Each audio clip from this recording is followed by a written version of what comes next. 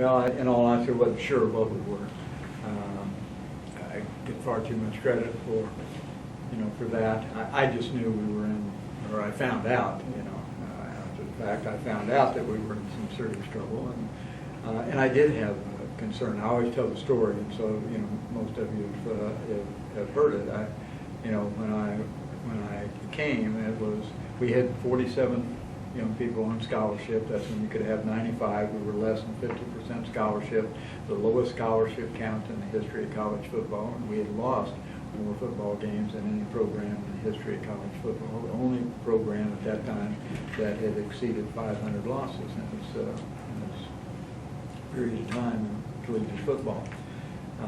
And I shared the story about, we had 22 young people who had been seniors, finished their eligibility, wouldn't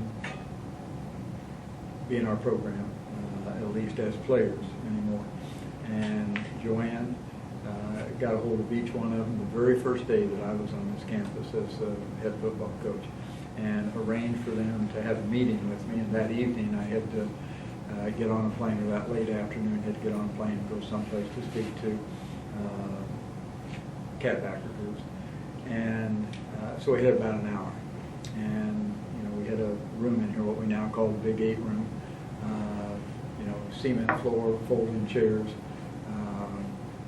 Wasn't very delightful.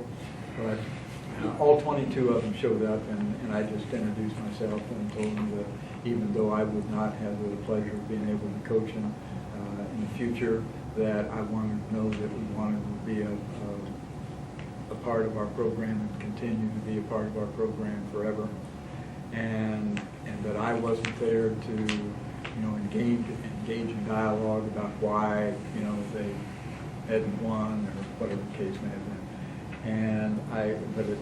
And they took over, and they all wanted to speak. I kind of expected to come in and have a dialogue of dead silence, and that wasn't the case. And they were like kindergarten youngsters, they were standing on chairs and raising their hand, wanting to speak, and they talked about those things what you just mentioned. They gave me the impression what an amazing impact this lack of success on the football field had on other aspects of their lives. They talked about one young guy, and again, so many of you have heard me say this. One young guy got up and said, Coach, after a ball game, none of us go down to Aggieville. And I didn't know all that much about Aggieville. I do now. They said all the students go down there and all have a great time, et cetera, et cetera. We don't go because we're too embarrassed. And one guy got up and said, Coach, you look around, it's cold, and this was in December of '88. And he said, you look around, and he said,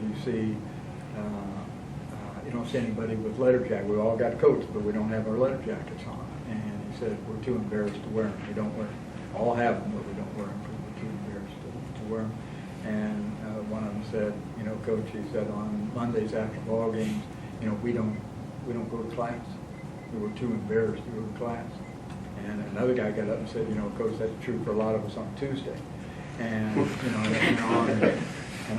my point being, and I remember those things like it was yesterday.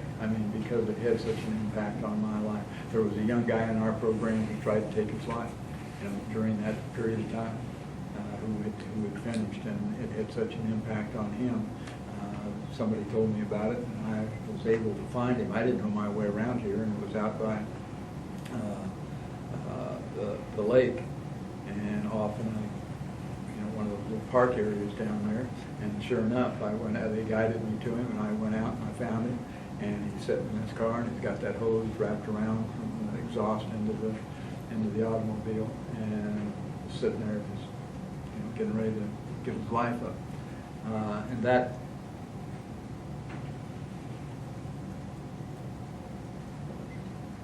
that really had an impact on me. All of that did.